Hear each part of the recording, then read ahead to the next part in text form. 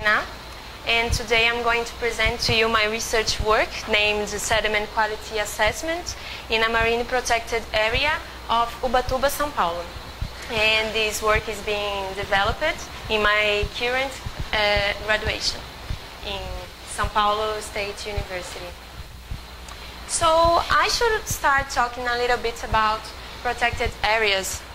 These areas there are main relevant aspects to consider about the biodiversity that has to be protected in these areas, and the natural resource must to be well managed, right managed in a sustainable form, and ecological process need to be conserved too.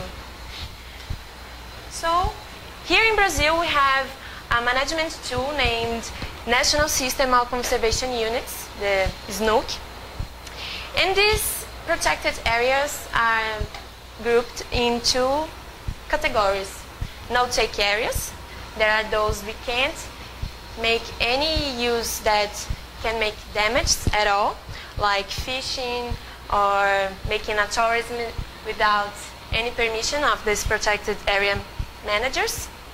And the sustainable use areas, that, as the name in fact says, is an area that the management has to be in a sustainable way, such as tourism or fishing. So now I start to talk about my study area.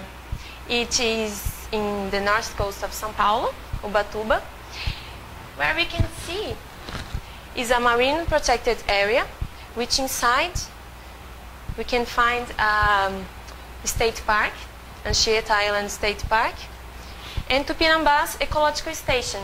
Both of them are no-take areas, so we can't make any direct use or exploration.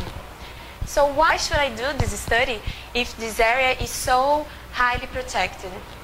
Well, what we can see in this area is an environmental conflict, because we can see some surrounding marinas in the coast of Ubatuba.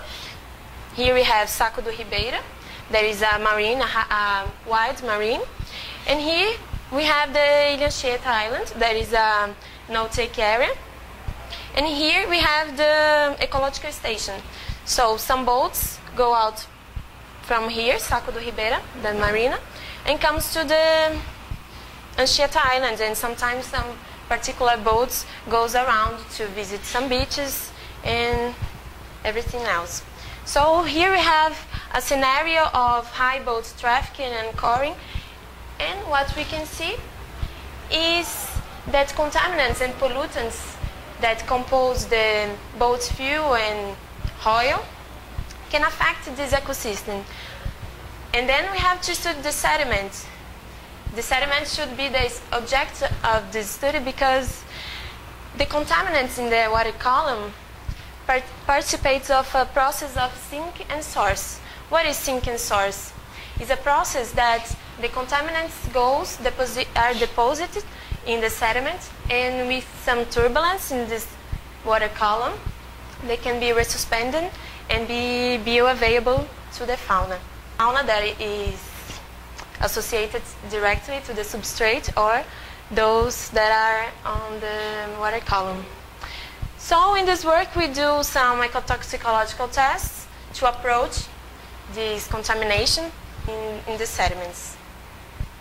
So my objectives in this work is assess the quality of sediments in marine protected area, which integrates other protected areas of different use. Verify if the marine protected area is being affected by boats traffic, and then contribute to the ordering and planning of public uses in the area. Okay? So how should I do it? What is the proceeding? As I said, the sediment is the object of study. So the ecotoxicology is the first one, which I have to the exposure of some standardized organisms, and the amphipodon, Tiburonella viscana, is one of them. It's an organism that It's an organism that I have to expose directly to the sediment in a 10-day test. And the copepod Tisbe biminiensis is another one that we expose in a 7-day test. But they are different because the amphipod, okay, we see the mortality.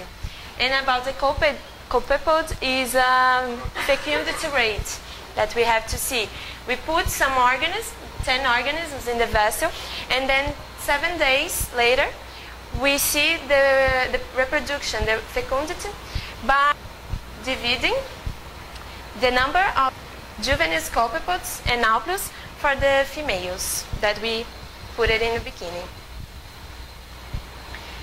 And so we have to make some chemical analysis too, because the ecotoxicological one is not the only one that we have to analyze. So we see the metals and polycyclic aromatic hydrocarbons, the granulometry by Wentworth protocol. We have to see the sediment, the samples, and then we see the distribution of the sediment, the granulometry distribution.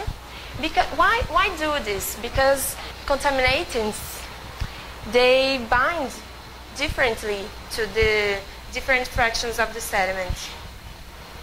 And so organic matter and carbonates by the Grant-Gross protocol, we measure the quantity in the sample because we have to know about its concentration in the sample, because the contaminants also bind differently to each one. So with the results on my hands, what should I do?